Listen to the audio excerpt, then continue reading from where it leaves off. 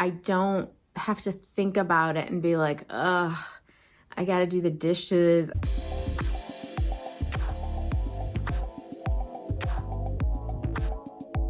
Hey folks, it's Carrie from Pretty Neat. Thanks for joining me. If you're new here to my channel, welcome. I share videos here every week about organizing and decluttering your home and adopting a minimalist mindset. So I hope you'll hit the subscribe button and stick around. Today, I want to talk about how to get motivated to organize and declutter your home.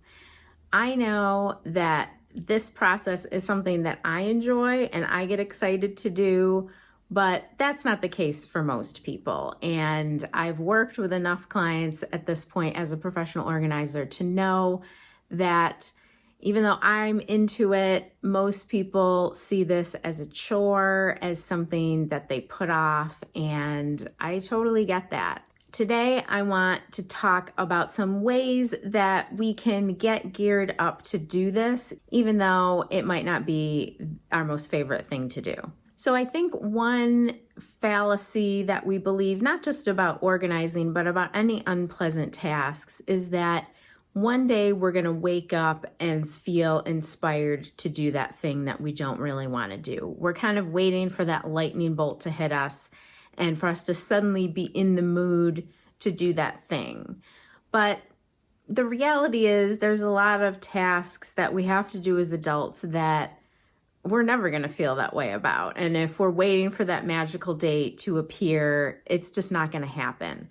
So instead, I think it can be helpful to set up systems or to establish habits around decluttering and organizing that just become part of your routine, and then you don't have to be waiting around to suddenly feel like doing that thing. It's just that you have gotten into the habit of doing it on a regular basis. And so it just becomes a part of your life, something that you do, and you don't have to think about it or get all geared up to do it every single time. One example of this in my life is doing the dishes.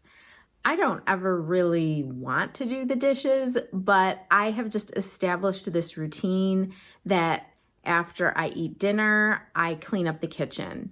And I do the dishes and I wipe off the counters and I get everything kind of in its place. And I find that when I do that, I really feel so much better, particularly the next morning when I get up, because there's nothing more depressing than waking up, going into the kitchen to make coffee, and the counters being full of last night's dirty dishes. And there are days that I do let it go, but I'm always glad when I do it the night before. So I have established this routine and I've been doing it long enough that every night after dinner, I don't have to think about it and be like, ugh, I gotta do the dishes, I gotta get going. And I just do it because it's just an established part of my day.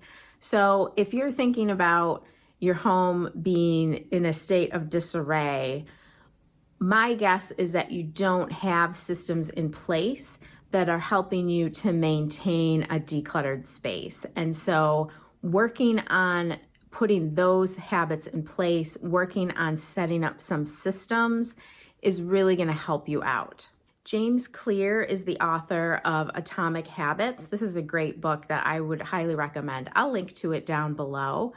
But he says that, and I want to make sure I get his quote right, you do not rise to the level of your goals, you fall to the level of your systems. So what he's saying is that just setting the goal of keeping a decluttered home, you're probably not going to get yourself there on a regular basis. It's more about setting up systems that help you do it on a day-to-day basis. You're just taking it step by step, and his whole book, Atomic Habits, is about breaking things down into their smallest parts and establishing those habits on a very small scale to begin with, and then slowly building those habits to be bigger and to require more action on your part. And I think this is a great method when it comes to organizing. Starting small is a good way to go to establish a habit that is going to be long lasting.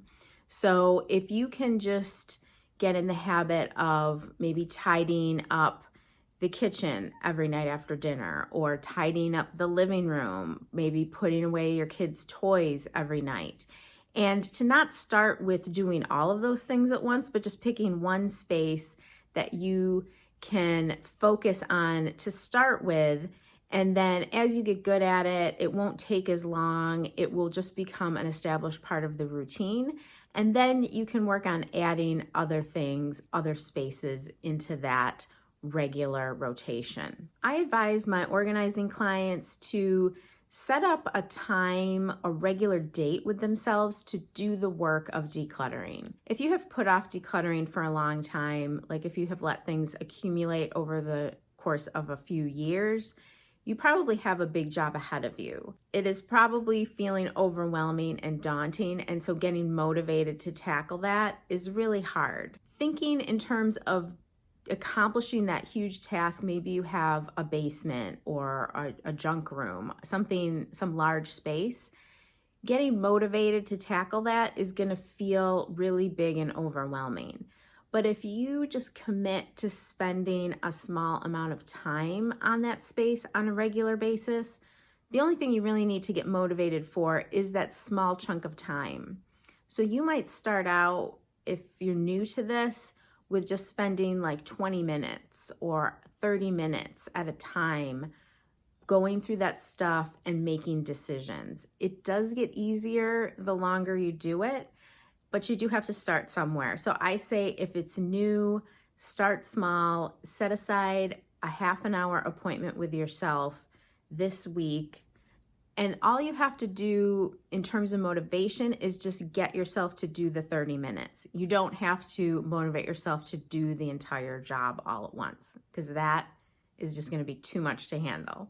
Another thing that can really help with motivation is to build in some accountability for this work.